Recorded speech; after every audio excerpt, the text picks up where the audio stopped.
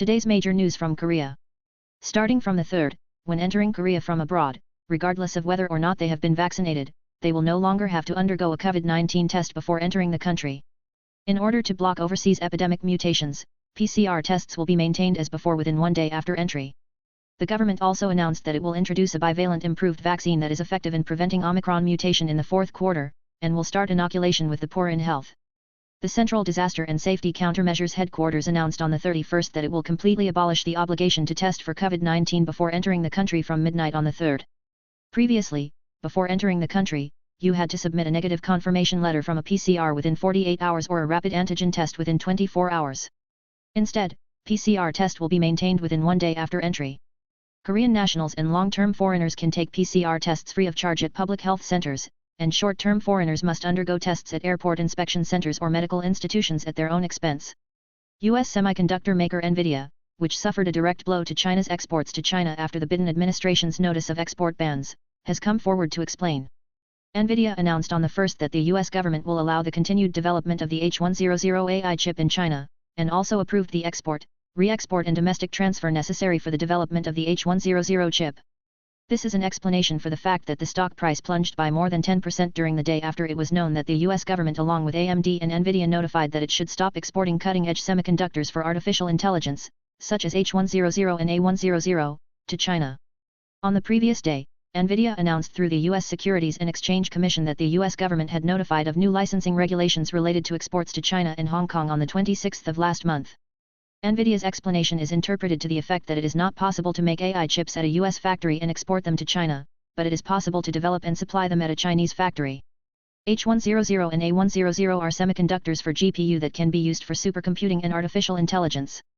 The H100 is an upcoming model, and the A100 is a 3-year-old model. According to CNBC, NVIDIA is expected to produce the H100 as early as this year, and development is currently underway in China. NVIDIA's data center business, which includes the A100 and H100, is one of the fastest growing segments of its business. Through June, sales were $3.8 billion, up 61% year-over-year. NVIDIA shares, which had once plunged more than 10%, rebounded slightly and closed down 7%. A Taiwanese conglomerate donated about 130 billion won to use it for military training. He also expressed his desire to help strengthen Taiwan's defense capabilities against the Chinese Communist Party. According to local media such as Taiwan's Central News Agency, Chao Xing-cheng, honorary chairman of Lianhua Electronics, held a press conference on the same day and announced that he would donate 3 billion Taiwan dollars to Taiwan's defense and anti-communist education. Honorary chairman Chao Xing-cheng had already expressed his intention to donate last month, when U.S. House of Representatives Speaker Nancy Pelosi visited Taiwan and China's armed provocations intensified. Honorary chairman Chao Xing-cheng is Taiwan's second-largest semiconductor consignment manufacturer after TSMC, the world's largest semiconductor foundry. Born in Beijing, China in 1947, he moved to Taiwan and succeeded in his business. He was originally a cross-strait unificationist, but is well known for his sudden shift to anti-CCP leanings. Honorary chairman Chao Xing-cheng has always criticized China, saying that the Chinese Communist Party is a mafia organization and that Taiwan's unification with China means becoming one with the mafia. He also revealed at a press conference that day that he had given up his Singaporean citizenship and applied for the restoration of Taiwanese citizenship. There are many examples of corporate donations for social contribution, but it is very rare to donate more than 100 billion won for national defense purposes. Experts believe that after Pelosi's visit, military tensions have risen in the Taiwan Strait, and a craze of patriotism is also rising in Taiwanese society. A report from the U.S. Congressional Research Service, CRS, suggests that the possibility of U.S. FK intervention should be considered if China's invasion of Taiwan becomes a reality. The CRS report is a reference material for the U.S. Congress to formulate policies and legislation. On the 30th of last month local time, the CRS said, in the Background and Issues report for the U.S. Ground Forces Congress in the Indo-Pacific region, there is uncertainty in the role and capability of U.S. forces in the region. Said that, unlike South Korea and Japan, the report said the United States does not have a meaningful military presence in Taiwan and has not signed a mutual security agreement. Pointed out that it exists.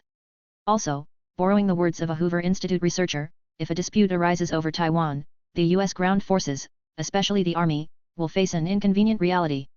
Pointed out that it can help.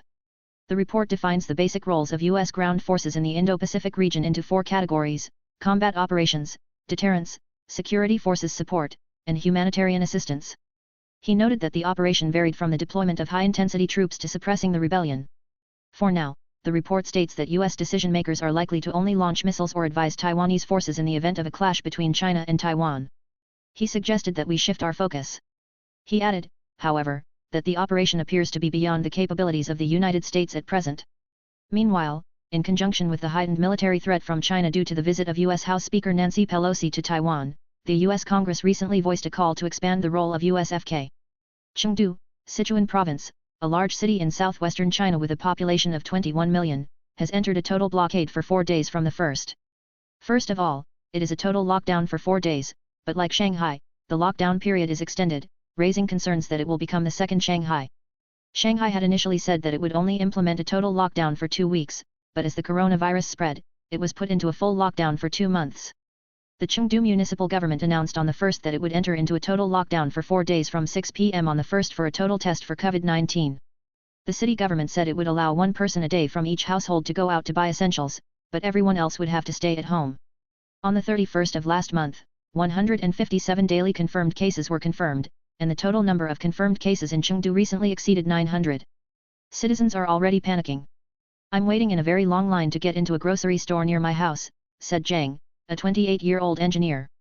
There are also reports of factory closures. Several companies have announced plant closures, including Sweden's Volvo Motors, announcing that it will temporarily close its Chengdu plant. Flights are also being cancelled one after another. As a result, an economic shock is unavoidable. In particular, Chengdu is a central city in inland China and is home to several global multinational companies such as Toyota to pioneer the Chinese inland market. Of course, Chengdu, Sichuan, is smaller than Shanghai. However, Chengdu's gross domestic product, GDP, accounts for 1.7% of China's total. Shanghai is 3.8%. Although not as much as in Shanghai, if the lockdown is prolonged, a significant economic shock is inevitable. As several multinational companies such as Toyota and Volkswagen have entered the market, it is expected to have another impact on the Chinese economy as well as the global supply chain.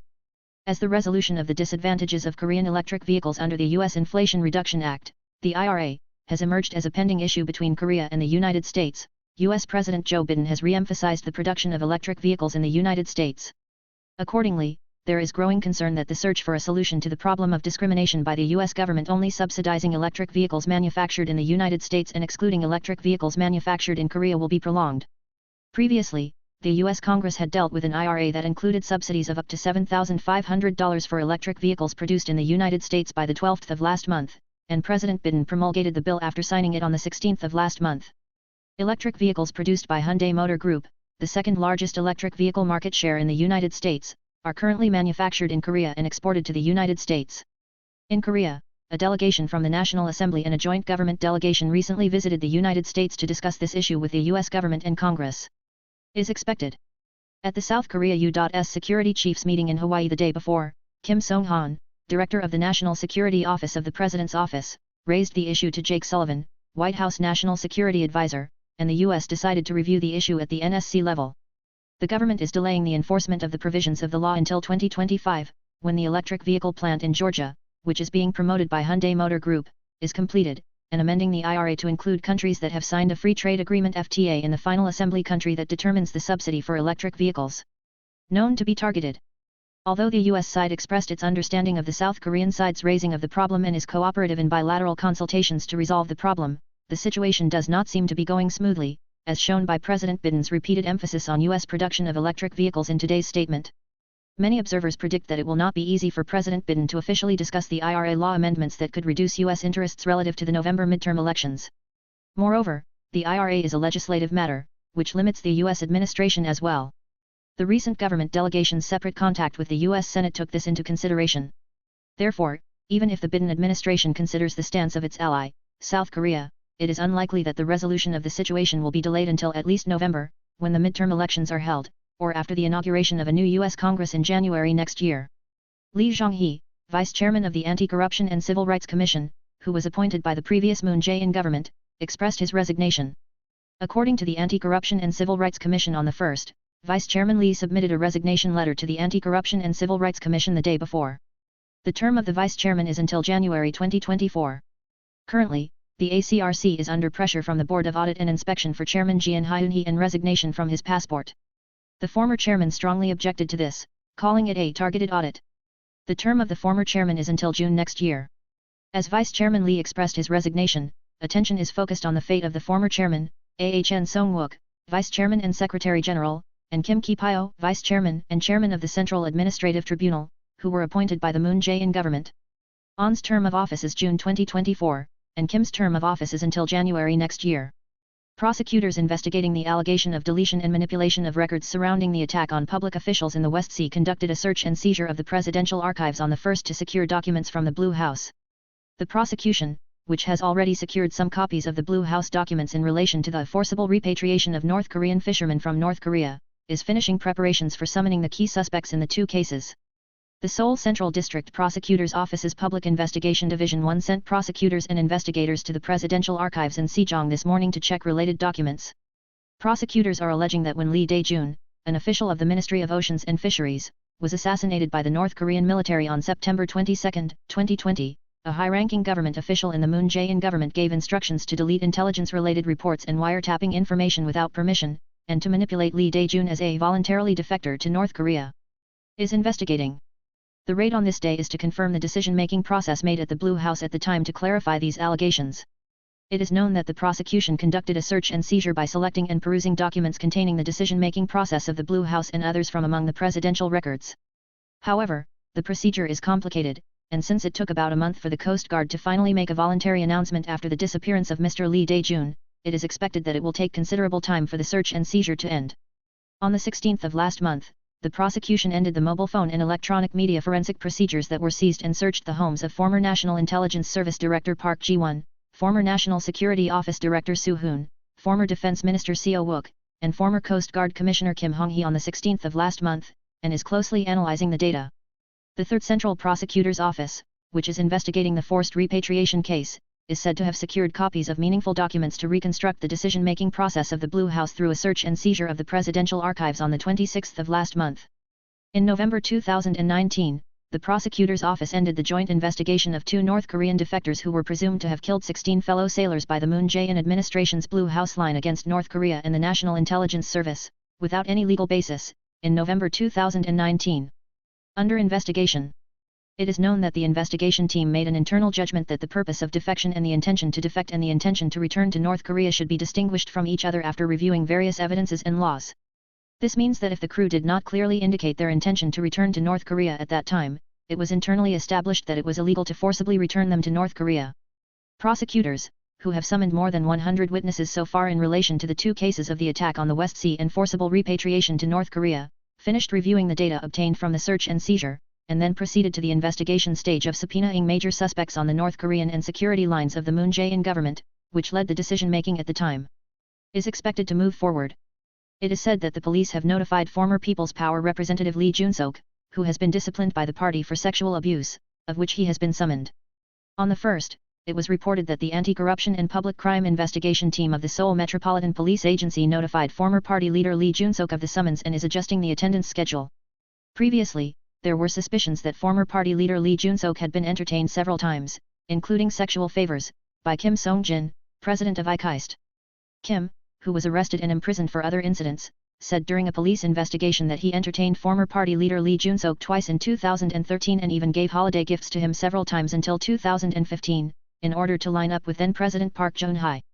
The statute of limitations on the charge of reconciliation of sexual harassment has passed the 7-year statute of limitations, but as of September 23 to 25, 2015, the time when Chairman Kim claimed to have given former party leader Lee Jun-seok the last holiday gift, the statute of limitations was about 20. Work remains. The police are also looking into allegations that former party leader Lee Jun-seok had Kim Chae-ol-jeon, former party leader's political affairs chief, write a 700 million won memorandum to an IKIST employee who reported the allegation of sexual abuse, but instead received a confirmation letter stating that there was no sexual harassment. Previously, Kim was arrested in April and was investigated by the police as a suspect. Former party leader Lee Jun-seok asserted that the allegations of sexual harassment were groundless. However, the Ethics Committee of the People's Power Central Party issued a disciplinary action against him, suspending his party membership for 6 months. Prior to this, the YouTube channel Garosiro Research Institute, run by lawyer Kang Young-sok and others, filed a complaint against Lee Jun-seok with the People's Power Ethics Committee last year, claiming that former party leader Lee Jun-seok received sexual entertainment in 2013. Most of the recent 10 Gwangju citizens said they had not watched political news for a while after losing the presidential election. It is said that political helplessness engulfed the city when the Democratic Party failed to recreate the government even though Gwangju drove the empty vote of 84.82%. Gwangju's disappointment led to an extreme change in turnout. It was a kind of political boycott. Gwangju, which recorded the highest voter turnout of 81.5% among 17 metropolitan organizations in the March presidential election in March this year, was overturned to the nation's lowest turnout of 37.7% in the June local elections. The voter turnout for Rights Party members at the Democratic National Convention in August was also 34.18%, which was below the national average. Inside the Democratic Party of Korea, warning lights began to come on saying that the people of Honam are not serious. Gwangju's collective refusal to vote was not solely due to the aftermath of the presidential election. Among the citizens of Gwangju, anger was already deep at Honam politics without the development of the Democratic Party. Even in central politics, there were widespread complaints that the Democratic Party was not able to properly check the situation of the Yoon Suk-yeol administration. In particular, the dispute between Justice Minister Han Dong-hoon and the Democratic Party lawmakers, called the Communication Order of the Yoon Suk-yeol administration, was itself perceived as a gladiator battle that judged the Democratic Party's skills.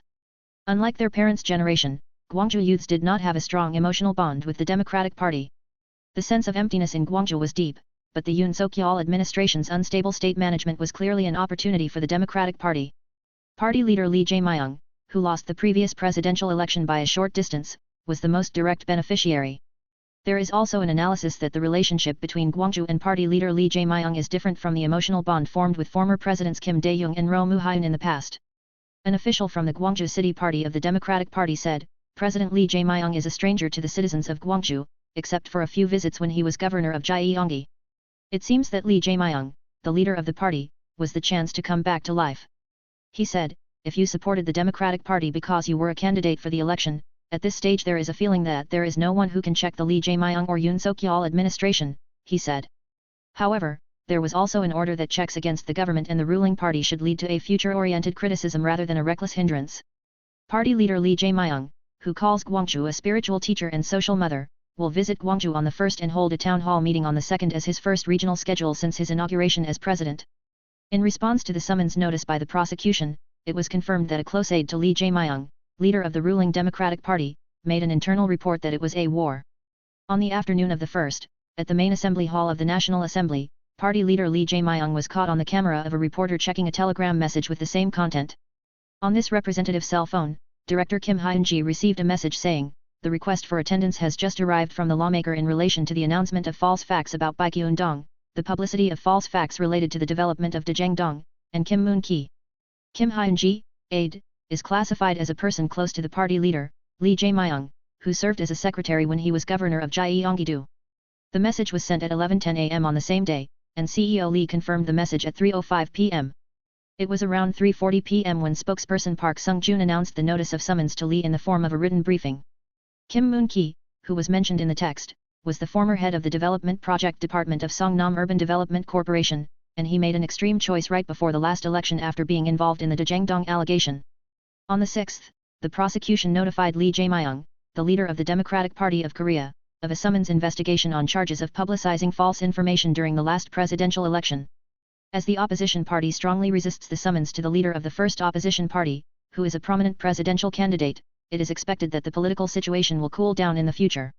On the 1st, the Seoul Central District Prosecutor's Office's Public Investigation Division 2 notified the attendance of party leader Lee Jae-myung, who was accused of violating the Public Official Election Act. Prosecutors plan to investigate the background of Lee Jae-myung, who said that he did not know the late Songnam Urban Development Corporation's development director Kim Moon Jae-in, who was a key person in the Daejang-dong development project, in an interview with a broadcaster during the presidential election. Prosecutors also charged the Suwon District Prosecutor's Office with the Songnam branch of the Suwon District Prosecutor's Office for the allegation that party chairman Lee Jae-myung announced false facts due to threats from the Ministry of Land, Infrastructure and Transport in connection with the suspicion of preferential treatment for the change of use of the Baekhyun-dong site at the Gyeonggi State Audit of the National Assembly Land, Infrastructure and Transport Committee on October 20. Last year. The Sent case is also investigated. The prosecution is said to have decided to summon party leader Lee Jae-myung to confirm the party as the statute of limitations for violating the Public Official Election Act is about to expire. When party chairman Lee Jae-myung appears at the Seoul Central District Prosecutor's Office, the investigation team of the Seoul Central District Prosecutor's Office and the investigation team of the Songnam branch will check the allegations in turn. The statute of limitations for his last election is until the 9th. However, it is analyzed that it is unlikely that party leader Lee Jae-myung will attend the regular National Assembly session. Prosecutors plan to investigate each of the two remarks pointed out as false facts when party leader Lee Jae-myung is present. Seoul Central Prosecutor's Office Second Public Investigation Department Lee Jae-myung said in an interview with a broadcaster on December 22 last year that Kim Moon-ki, the late Songnam Urban Development Corporation's development director, Kim Moon-ki, who was involved in the Daejangdong development project, said, "I was a subordinate, so I did not know when I was serving as mayor." Investigate about the Judicial Exam Preparation Students Association filed a complaint with the prosecution, claiming that party leader Lee Jae-myung and Deputy Director Kim had been on an overseas tour together for a long time, claiming that party leader Lee Jae-myung announced false facts. The 3rd Criminal Division of the Songnam branch of the Suwon District Prosecutor's Office attended the Jae-myung State Audit of the National Assembly Land, Infrastructure and Transport Committee on October 20 last year, after party leader Lee Jae-myung was elected as the Democratic Party presidential candidate, as the governor of Jae-myung Province. He plans to question the authenticity of his remarks. At that time, party chairman Lee Jae-myung said, "The Ministry of Land, Infrastructure and Transport requested a change of use, and we had no choice but to comply according to the Special Act on Relocation of Public Institutions. I said that I would secure a job site and attract business facilities, but the Ministry of Land, Infrastructure and Transport threatened to take issue with the neglect of duties," he said. Contrary to the claim of party leader Lee Jae-myung, People's Power sued party leader Lee Jae-myung, saying that the fact that Songnam City changed its position abruptly after drawing a line on the change of use was confirmed in an official document. On the 26th of last month, the Jae-myung Nambu Police Agency, which conducted the first investigation into this case, sent it to the Songnam branch of the Suwon District Prosecutor's Office, judging that party leader Lee Jae-myung was guilty. The prosecution's position is that it requested the attendance of party chairman Lee Jae-myung to give him an opportunity to state his opinion before the two cases with the statute of limitations for prosecution were imminent. The fact that the two prosecutors' offices chose the joint investigation was that they considered the status of the representative of the first opposition party, which is difficult to summon multiple times. Democratic Party spokesman Park Song-joon said at a briefing at the National Assembly on the same day, "The prosecution has notified party leader Lee Jae-myung of the summons for absurd reasons." Spokesperson Park said, "The Democratic Party cannot back down from political retaliation against the presidential candidate and leader of the first opposition party who competed with President Yoon, and the political repression that seeks to dismantle the opposition. We will fight hard," he said. It is known that party leader Lee Jae-myung has not made a decision on whether to respond to the prosecution's summons on that day. However, it is currently observed that there is a high possibility that the Democratic Party will not respond to the prosecution's summons. Jin Jung-kwon, a former professor at Dongyang University, pointed out that Lee Jae-myung, leader of the Democratic Party of Korea, expressed his will to make the summons to the prosecution a war, not a judicial game, but a game of power. Professor Jin said, "This is originally a judicial game, in which you prosecute and defend according to facts and evidence, and a judge makes a judgment on that." He said, "It is absurd that the Democratic Party will hand over the political remarks of the opposition leader to judicial judgment," saying, "What should be treated as a personal matter, the party intends to turn a judicial issue into a political issue and a war into the ordinary daily life of the judicial system." He said, "The Democratic spokesperson's remarks are truly absurd." Previously, Park Song-joon, spokesman for the Democratic Party, said in a briefing on the same day, "The prosecution has notified party leader Lee Jae-myung of the summons for absurd reasons. It is absurd that the political remarks of the opposition leader will be passed on to judicial judgment while the cases related to Kim Kun-hee have been acquitted one after another," he said. Professor Jin said, "Is this a political remark by the opposition leader? It is a lie to say that Lee Jae-myung, the leader of the opposition party, was forced to give permission for Baekhyendong to the Ministry of Land, Infrastructure and Transport." He claimed that he was now lying as if it was a suppression of freedom of expression for political speech. The public will continue to hear such nonsense in the future, and this is the beginning of the season 2 of the former Justice Minister Cho case. He criticized how tired he was at that time, saying that it was a start again.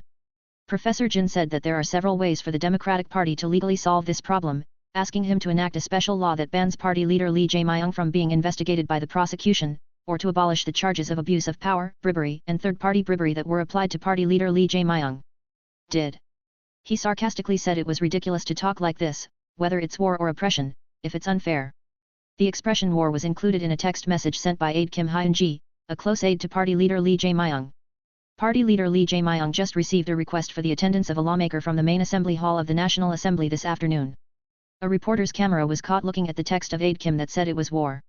This is because the Songnam branch of the Suwon District Prosecutor's Office notified party leader Lee Jae-myung of the summons on the 6th in connection with the complaint against the People's Power following the remarks of Lee at the time of the Jae-myung State Audit by the National Assembly Land, Infrastructure and Transport Committee on October 18 last year. When the then governor of Gyeonggi province, Jae-myung Lee, the party's leader, said, the change of use of Baekhyindong was due to the threat of the Ministry of Land, Infrastructure and Transport in relation to the suspicious development of a retaining wall apartment in Baekhyindong, Songnam, the People's Power filed a complaint with the police for violation of the election law due to the publication of false facts. The ruling and opposition parties agreed on the 1st to pass a bill to ease the burden of comprehensive real estate tax on temporary two homeowners, the elderly, and long-term owners of one home. As an agreement could not be reached on the special deduction amount, which is the baseline for taxation, it was left as a half agreement. Ryu Song-geology, a member of the People's Power, and Shin Dong-jeon, a member of the Democratic Party of Korea, who serve as the secretaries of the opposition and opposition parties of the National Assembly, met at the National Assembly this morning and announced that they had reached an agreement. The key point of the amendment to the Property Tax Act agreed by the ruling and opposition parties is to exclude temporary two-family homes due to inheritance, etc.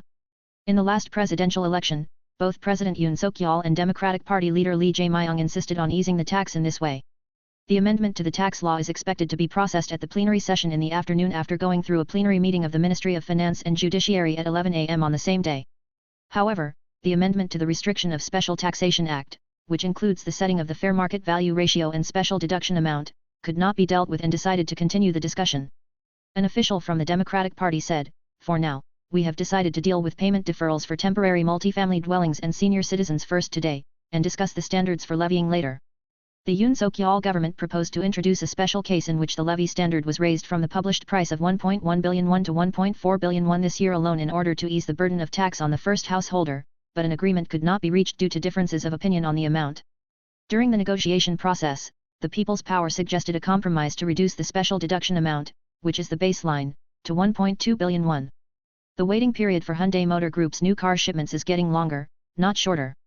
It was expected that the supply and demand shortage of semiconductors would be resolved in the second half of this year, but it has been delayed than expected. In particular, after Russia's invasion of Ukraine, energy shortages and extreme drought in Europe have disrupted semiconductor production and transportation, raising concerns that new car shipments will continue until early next year. According to the document information on the September delivery period of Hyundai and Kia Motors, it was confirmed that the waiting period for most vehicles was similar to the situation in the previous month or delayed by 1 to 3 months. In August, the delivery time was slightly reduced, but the situation worsened in just 1 month. The model that takes the longest to ship a new car is Hyundai's Santa Fe hybrid model. You have to wait more than 20 months, 2 more months than in August. Even if you sign a contract now, you will be able to receive delivery in May 2024. The same goes for Genesis and Kia. The expected delivery date of the GV70 in August was 12 months, but this month it has been increased by 3 months to 15 months. The G80, which was only available in 8 months until last month, now has to wait more than 10 months. The expected delivery period of the Sorento HEV is 18 months, 1 month longer than last month. The waiting period for GV80 and Sportage HEV did not increase from last month, but it takes more than 18 months from contract to delivery. The minivan Carnival Diesel still takes more than 16 months. The reason that Hyundai Motor, Genesis, and Kia's expected delivery date in September increased from last month is because the semiconductor supply and demand situation has deteriorated again. In fact, the main cause of delays in delivery of most vehicles is the lack of supply of semiconductor ECUs that control engine electronics. As a result, most HEVs that require more than twice the ECU than general internal combustion engine vehicles have longer delivery times. Hyundai Motor Group initially predicted that the semiconductor supply and demand situation would improve in the second half of this year.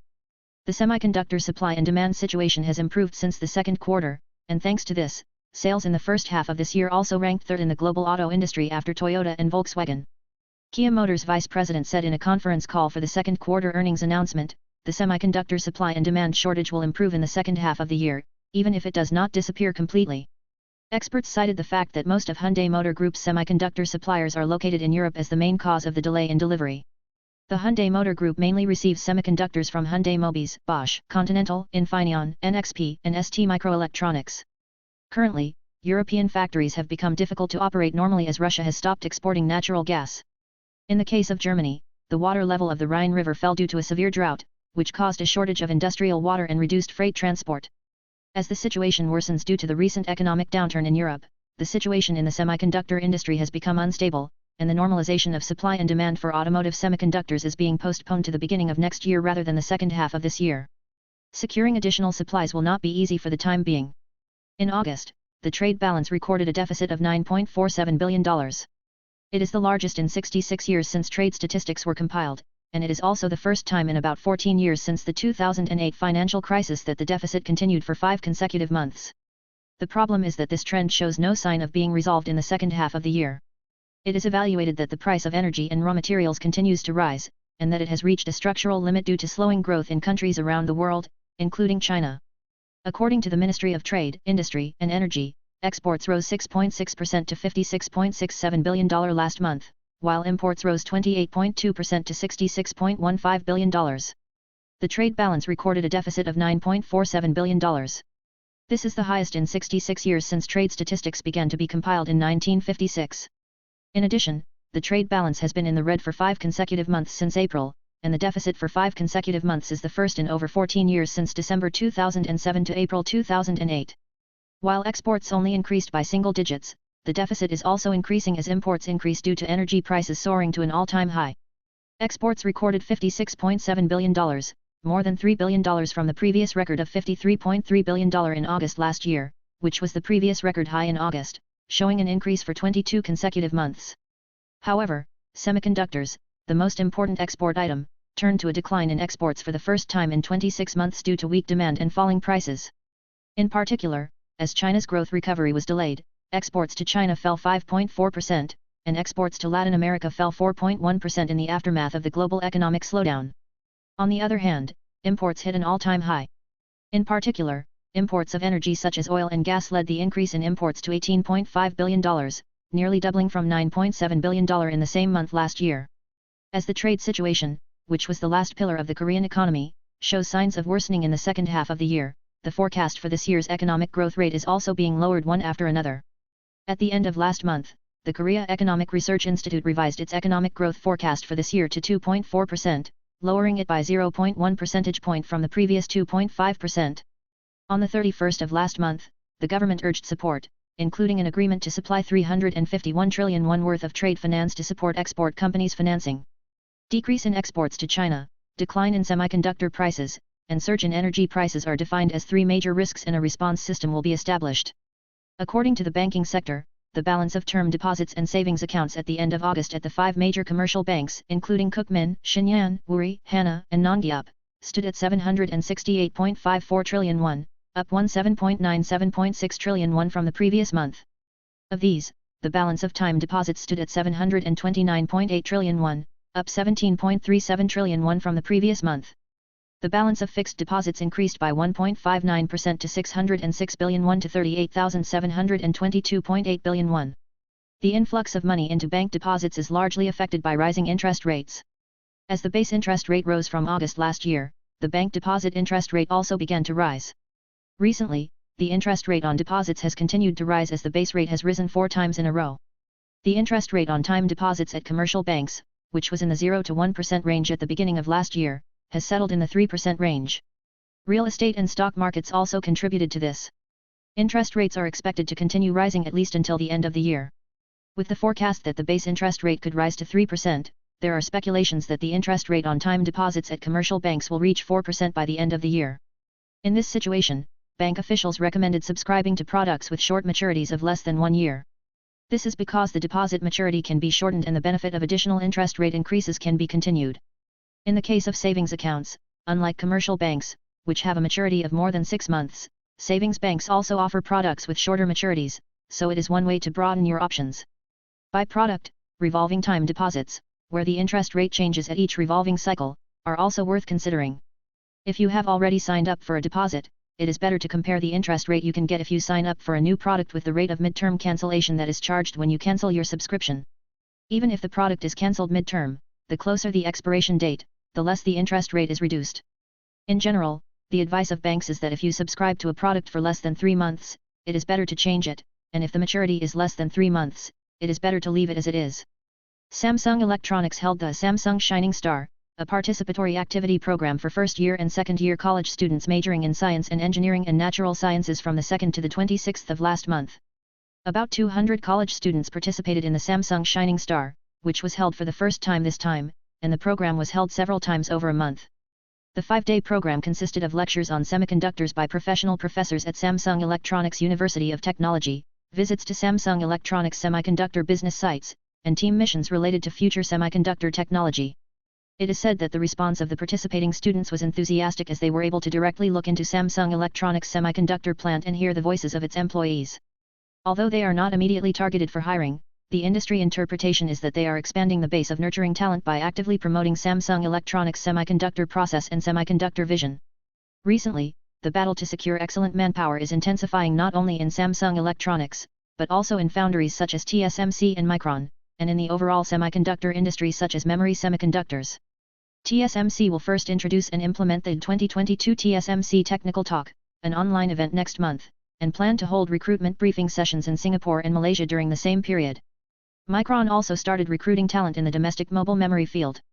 SK Hynix also held an offline recruitment briefing session at a local university last month, focusing on preoccupying outstanding local talent. Amid the recent surge in damage caused by charter fraud, the government has announced measures to prevent damage. In the future, the landlord cannot receive housing sales or mortgage loans after signing the global contract, and must disclose to the tenant the details of the tax arrears and the priority of repayment. On the 1st, the Ministry of Land, Infrastructure and Transport announced a plan to prevent damage to charter fraud. This is to prevent the damage of charter fraud, which is getting worse day by day as a follow-up measure to the measures to stabilize people's livelihood in the residential sector reported at the Emergency Economic Livelihood meeting last month. According to the plan announced by the Ministry of Land, Infrastructure and Transport on the same day, the landlord cannot sell the house or get a loan immediately after the contract is signed. The system will be improved to specify in the standard housing rental contract that the lessor will not buy or sell or establish a near mortgage right until the effect of the lessor's countermeasures takes effect. It also asks the financial sector to check whether a fixed date has been assigned when executing a mortgage loan. When an application for a home equity loan comes in, it negotiates with the banks so that the loan amount can be adjusted in consideration of the Jae-on's deposit. In the future, the lessor will be obliged to inform the lessee of the tax arrears and the amount of the senior security deposit to the lessee before the contract. After the global contract, the law will be revised so that the lessee can check the lessor's unpaid tax without obtaining the consent of the lessor. Housing and Urban Guarantee Corporation Hug Jae-on's guarantee insurance. The housing price applied to urban living housing, etc. will be lowered from 150% of the current published price to 140%. This is because it is difficult to understand the current market price calculation for newly built houses, so Hug recognizes 150% of the published price as the house price, and fraud cases are increasing. We will also strengthen support for victims of charter fraud. Victims who have taken the deposit from the landlord can request an emergency fund loan at a low interest rate of 1% per annum up to 160 million won from the Housing and Urban Fund. If the victim has difficulties in obtaining housing or a place to live, he or she can live in a rental house managed by Hug at 30% or less of the market price for up to 6 months. Areas with a high ratio of Jae-on's to sales price are subject to special management. The metropolitan area notifies the risk of charter fraud by disclosing the Jae-on's rate by administrative dong and notifying information such as the status of guarantee accidents and auction success rates. It is planning to distribute important information that tenants need to know, such as providing legal services by installing a Jae-on's damage support center and launching a self-diagnosis and safe Jae-on's application in January next year. In addition, a reward is paid to real estate agents who report suspected charter fraud to local governments. Penalties for charter fraudsters will also be strengthened. The perpetrator of the charter fraud will be denied registration as a rental business, and the registration of the existing business will be cancelled. It has been 6 months since the restrictions on the use of single-use items in stores were enforced. From November 24, disposable paper cups, disposable plastic straws, and stirrers will be added to the list of restricted items. Stores also responded to the increasingly stringent regulations on the use of disposable products, but the temperature difference by size was stark. In the case of large franchise stores, it is a counterpart who has responded quickly. On the other hand, small individual stores complain of difficulties in responding due to lack of space. In addition, consumers are also confused. Although regulations for the environment are necessary, they questioned whether the increasingly stringent regulations are effective. Previously, the Ministry of Environment enforced regulations on single-use plastic cups in stores since April, but so far has not enforced enforcement. According to the Ministry of Environment, the scope of restrictions on the use of disposable products in restaurants, including cafes, will be expanded from November 24. In addition to the current ban on single-use plastic cups, the use of disposable paper cups, plastic straws, and stirrers is also banned. Next, in December, a disposable cup return system will be implemented, centered on 38,000 large franchise cafes. In addition, the Ministry of Environment resumes the previously suspended crackdown. Violation of the guidelines can result in a fine of up to 3 million won. There was an opinion that consumers using the store were also confused about the regulations on disposable products. Most are in favor of regulations for the environment, but have raised questions about the effectiveness of the system. In the era of Corona-19, the reservation difficulty of domestic golf courses, which had become a star in the sky, is being resolved mainly where high green fees are required. According to the golf industry, golf courses usually receive tee-off reservations 3 to 4 weeks in advance. September, the peak season, is the so-called full booking month. However, for golf courses that have to pay 300,000 won to 400,000 won in green fees, even September reservations are sometimes possible a day in advance. As of the current weekend, if the green fee is between 140,000 won and 150,000 won, it is one of the cheapest in Korea. In the second half of next year, it is said that it will be easier to reserve a cost-effective golf course. Every year, 10 to 15 new golf courses are opened. As competition among golf courses to attract customers intensifies, it is predicted that golf course usage fees will naturally come down. The appearance of buying a reservation ticket by paying a premium on the transfer site is also disappearing. One transfer site user said, the number of cases where the golf course fee is lower than 10,000 won is gradually increasing. On the actual transfer site, the first page of the list was decorated with an article saying that the transfer was the same as the golf course fee or 10,000 won cheaper. Online ticket sellers who preempted reservations with macro programs are disappearing one by one. Not long ago, the salary slips of 9th grade civil servants were released. The debate continues over the minimum wage, whether all allowances have been subtracted, and the salary of civil servants. On the 30th of last month, the government announced the salary plan for civil servants for next year. The plan included a 1.7% increase in wages for those under the 5th grade, and the Civil Servants Union protested against it by holding rallies in various places when it fell far short of the 7.4% originally requested. The union claims that the work is increasing, but the number of people to work is decreasing, and the salary has remained the same for several years and that next year's 9th grade first salary is less than the minimum wage.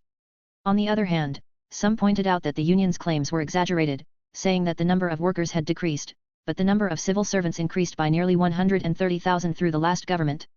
Another objection was that if the treatment was so poor, the competition ratio for civil servants could be maintained in the 10s to 1. In other words, people who want to come in are waiting in line, so those who can't work because their salaries are low can leave. In order to solve the taxi problem in Seoul, a flexible rate system for late-night taxis will be implemented from December. Depending on the time of day, a premium of up to 40% is expected to be applied. In addition, from next year, the basic rate will also be adjusted in stages to 4,801, which is 1,001 more than the current one.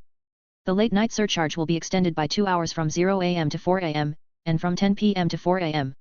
The 20% premium, which was applied uniformly, will be flexibly operated from 20 to 40%. Accordingly, a 20% surcharge is applied from 10 pm to 11 pm and from 2 am to 4 am, and a 40% surcharge is applied from 11 pm to 2 am. Taxi fares were adjusted in 2019, but taxi operating revenue decreased due to the spread of COVID-19. This is because the impact on taxi transportation costs, such as inflation, fuel costs, and minimum wage hikes, has increased significantly. As a result of analyzing the transportation cost of taxis last year, it was analyzed that 19.3% per vehicle. A plan to raise the basic fare by 1,001 was also prepared to alleviate refusal to ride short distances while preserving taxi transportation costs as much as possible. According to the basic fare adjustment plan, the basic fare will increase from 3,801 to 4,801, more than 1,001, and the basic distance will be reduced by 400 meters from the current 2,000 meters to 1,600 meters. The price per distance is expected to decrease by 1 meter from the current 101 per 132 meters to 101 per 131 meters. It is expected that the hourly rate will be adjusted to 101 per 30 seconds, which is a decrease of 1 second from the current 101 per 31 seconds. The taxi fare adjustment rate due to the introduction of the late-night flexible fare system and adjustment of the basic fare is 19.3%, and the average fare per day is expected to increase from the current 1,698 won to 12,766 won. At the sentencing hearing for a high school student charged with attempted murder on the 1st, the 14th Criminal Division of the Incheon District Court ordered the accused to be sentenced to between 5 years and 3 years and 6 months in prison and to receive 5 years of probation after the execution of the sentence was completed. According to the Juvenile Act, a minor under the age of 19 who commits a crime can be sentenced to indefinite sentences with upper and lower limits for both long-term and short-term sentences. Earlier, on April 13, the defendant was arrested and charged with injuring 2 classmates by stabbing and killing a teacher at a vocational school in Namdong-gu, Incheon. The teacher was taken to a nearby hospital with injuries to the chest and arm, and 2 classmates who were drying the accused also injured their hands and were diagnosed with a dislocation for 4 weeks. On the day of the incident, the student who committed the incident went out of the classroom to a nearby store and stole a weapon when a teacher found it while sleeping during a game content-related class at this vocational school, which provides consignment education for 3rd graders of high school on the day of the incident. After several minutes, he returned to the classroom and committed the crime. During the trial, the perpetrator simply couldn't control his anger and committed the crime, claiming that there was no intention to kill. However, the prosecution requested a sentence of between 15 and 7 years in prison for the accused at the decision trial held in July, and also requested the court to issue an order for probation and an order to attach an electronic anklet. The court said that the accused had no intention to kill, but he came out of the classroom and stole a weapon and came back. He also explained the reason for the sentencing, saying that the sentence of imprisonment is inevitable, considering the fact that the crime is quite heavy and there is no agreement with some of the victims, even if the accidental crimes are taken into account. Thank you for watching today. Please subscribe and set an alarm.